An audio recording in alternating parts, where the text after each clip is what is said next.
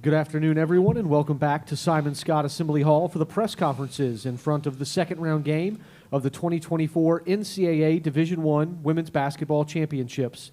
Just a reminder that the open locker room portion for Indiana will run simultaneously with today's press conferences from 2:15 to 2:45 p.m. If you're joining us in the room, please raise your hand and state your name and affiliation before asking your question. And if you're on Zoom, use the raise your hand function and we'll get to you near the end of the press conference. On the dais, we are joined by senior Chloe Moore McNeil and senior Sydney Parrish. Ladies, welcome back, and we'll take questions from the room. Front row in front. Hey guys, Talia Goodman with the Next. I guess I saw a bunch of you watching the game last night. What do you think is the biggest thing that you've learned about Oklahoma, just from what you've learned so far? Yeah, 60% of their shots come from within the first 10 seconds of their transition. So we know we've got to get back, whether it's a make or a miss, and lock in on our transition D. Yeah, they have two tremendous post players who can also play on the outside. So, we have to have high hands for their shooters and, make a presence on the inside.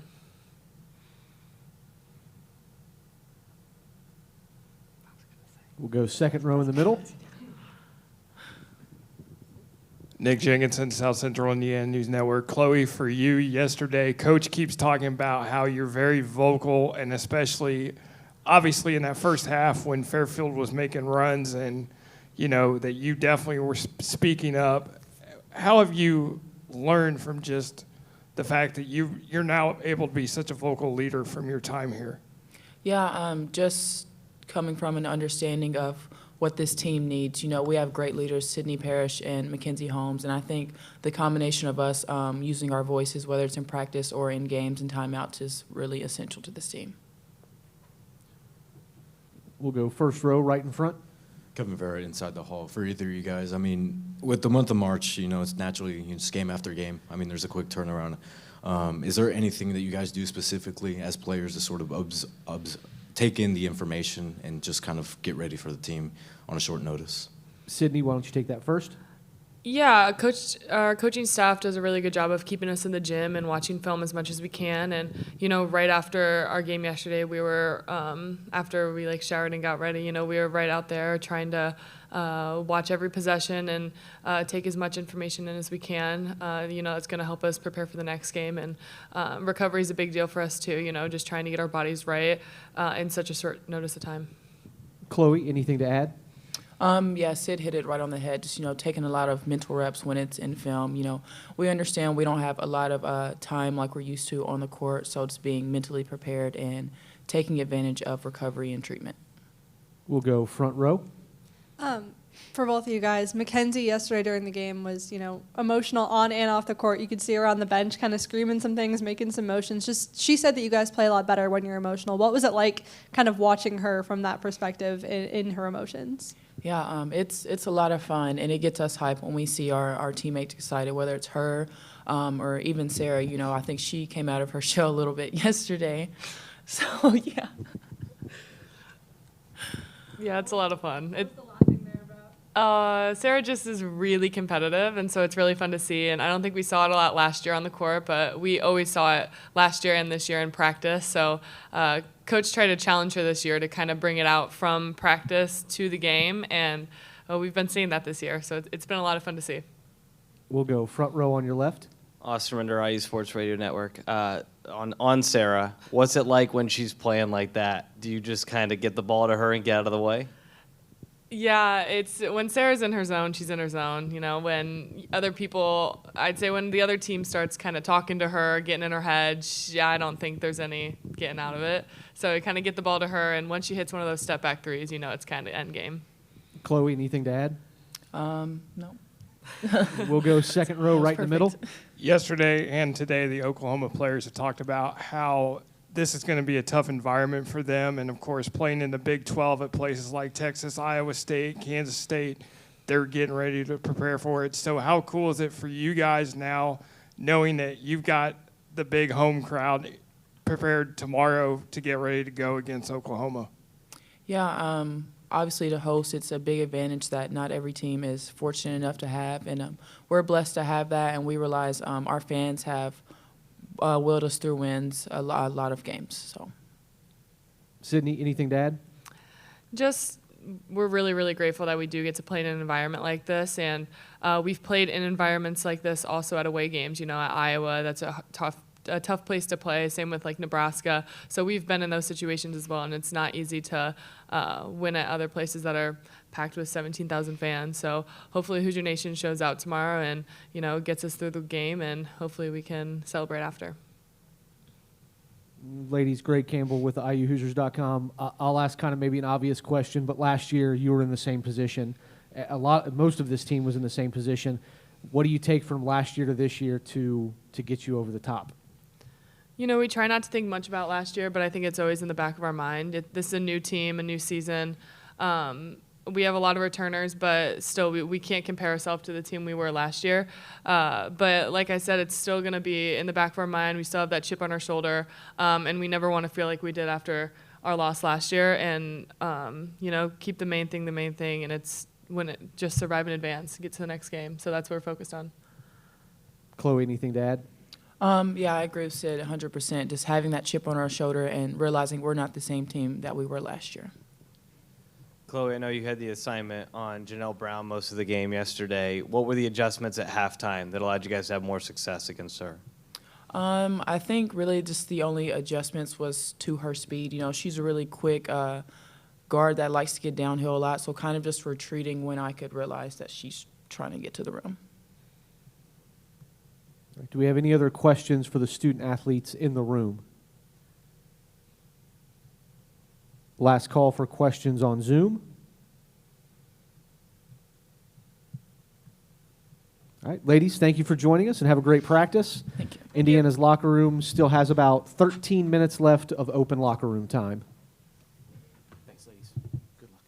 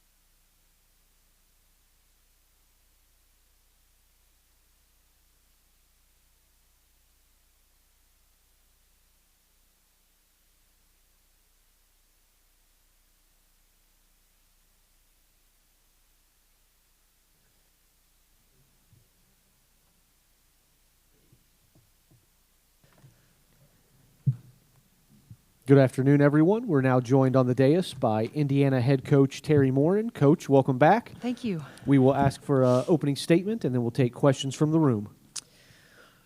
Well, we got off to a good start, I thought, yesterday, especially after we got our feet wet in that first half with the pace. But I thought our second half play was really good. It was great to rest, some of those starters. Our bench was terrific.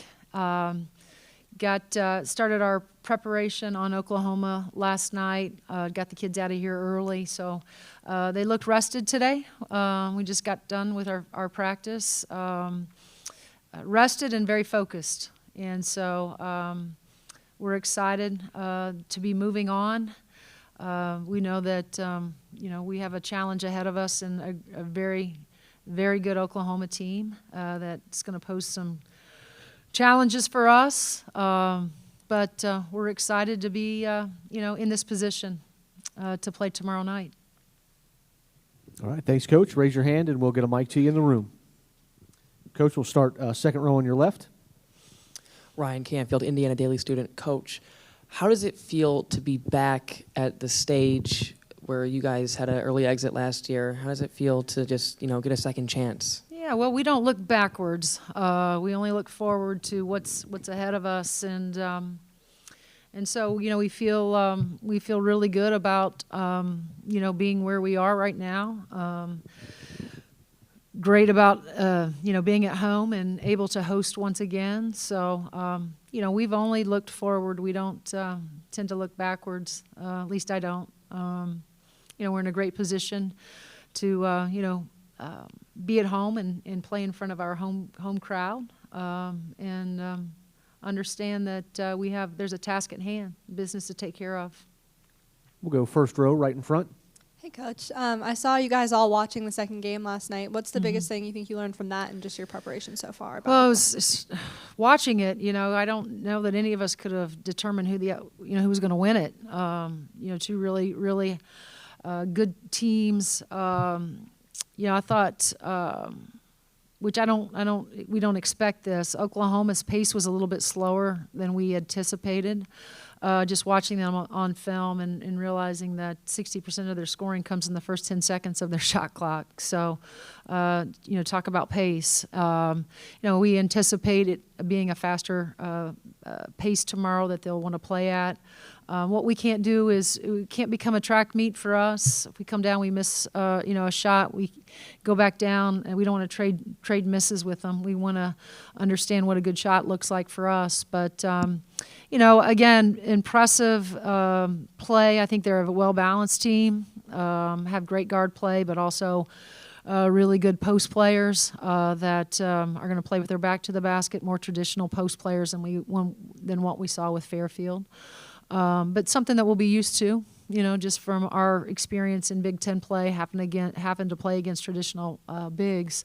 But really, really good team and a great offense. A lot of body movement, a lot of ball movement.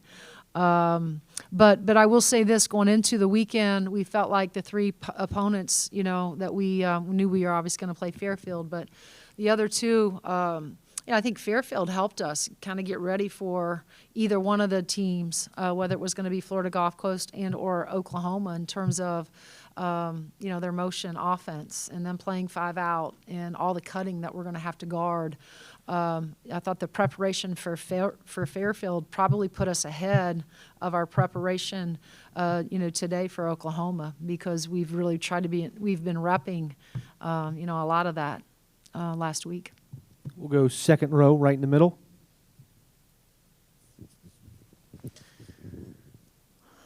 Mike, we'll go what you got? first row on the left.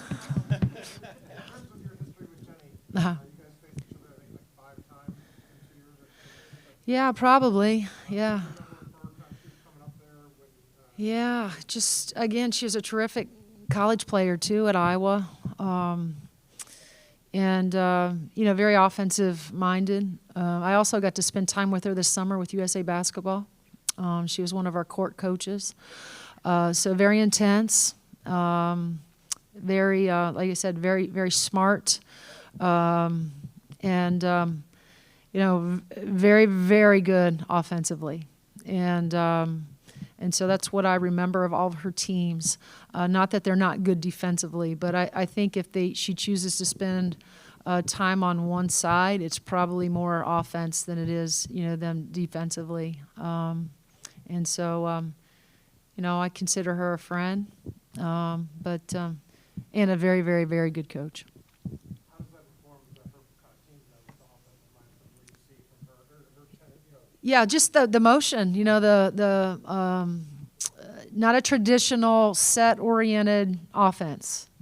Read, react. I think that there's probably called plays inside of their motion that they're trying to pick on, whether it's a matchup they like, whether they want to get a post touch. But it's been hard to pick up play calls, and that's how you know that what they run is.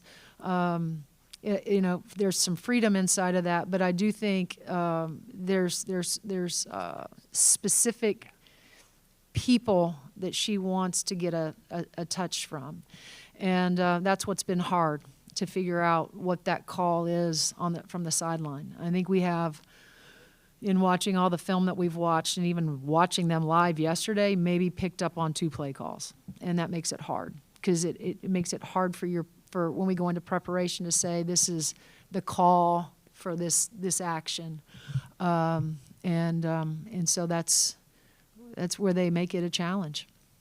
We'll go front row on your left. Seth. Yep, got you, Is this Seth. on? What you Yeah, got? hey.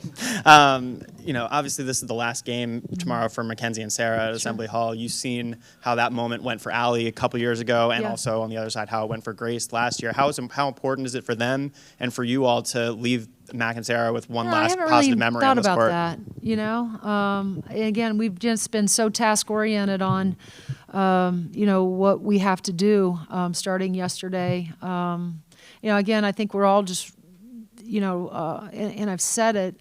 We're working off of just being grateful. Right now that we're playing, but understanding that we're entitled to nothing. And, just because it's Mackenzie and Sarah's last game and Ariel's last game, that doesn't entitle us to, wanting the script to be that, they won their last game here in Assembly Hall. I mean, we're not entitled to that. We understand that we got to work for that. We got to earn it. And so that's really been our focus. We haven't, got caught up in the feelings of, what it being their last game. If you're joining us on Zoom and have a question, use the raise your hand function. If you're in the room and have a question, please raise your hand. We'll get you a mic.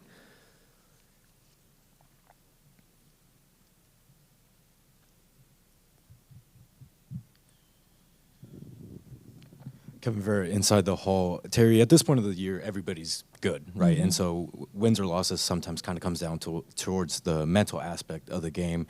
As the coach, I mean, how do you go about teaching your players really to stay level-headed at this point of year when it's really, a lot of chaos is going on and, the pressure's on? We talk about distractions a lot. We talked about it going into this week. We're trying to keep the distractions at a minimum and understand that, it's a privilege to be in this tournament. And in order to advance, you have to, every game has to come one at a time, but there has to be a certain level of focus too. And, whether you have, just the blinders on and just that laser focus that we've had. I've tried to be very intentional about how much time we've been on the floor, managing that. But also like today, we watched film last night. We watched film again this morning.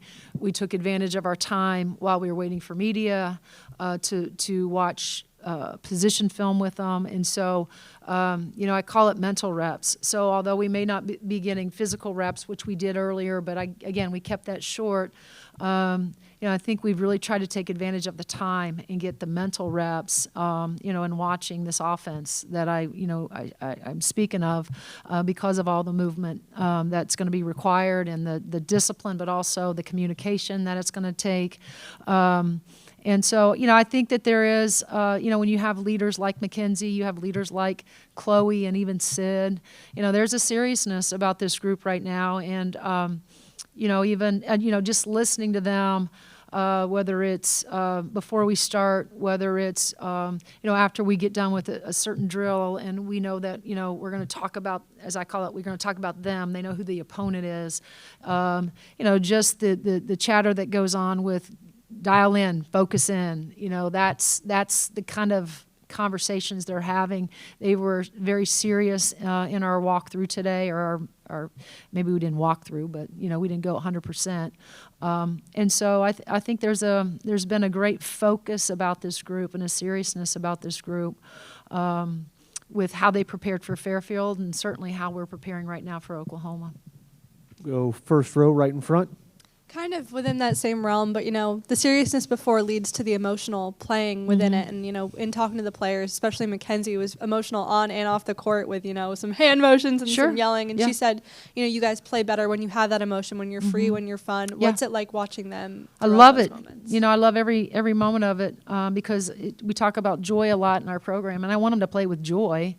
But we talk a lot about playing with emotion but not being emotional, and I think there's a difference between those two things. And right now I think that from Sarah yesterday to Mackenzie, when things get going in the right direction for us and they're feeding off of each other, there's a tremendous amount of joy that they're all playing with, and I love it because it's a game at the end of the day, and you want them to enjoy it.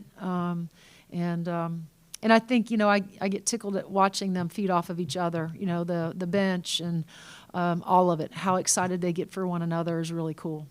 We'll go second row right in the middle. Yeah, Terry, you're now kind of experienced with the tournament. I think it was your sixth bid. In terms of your experience, is there anything that, earlier in your career, that just didn't work when you were doing tournament prep that you've thrown out? I mean, you talked about being more intentional at practice time. Yeah. I mean, is this something you change year to year? I know you guys are very habit-based, but right. In terms of tournament prep, yeah. What have you learned kind of through the years as you've gained experience kind of going through it? Probably, Mike, that less is better, And when I say less, I don't mean, I mean duration of practice time. I've really tried to cut back probably in the last month, 3 weeks, but especially the last 2 weeks of really the duration of practice, really hitting them with maybe an hour, 15, 75 minutes of hard, intense work, whether it's, and again, a combination of both offensive, defensive work, but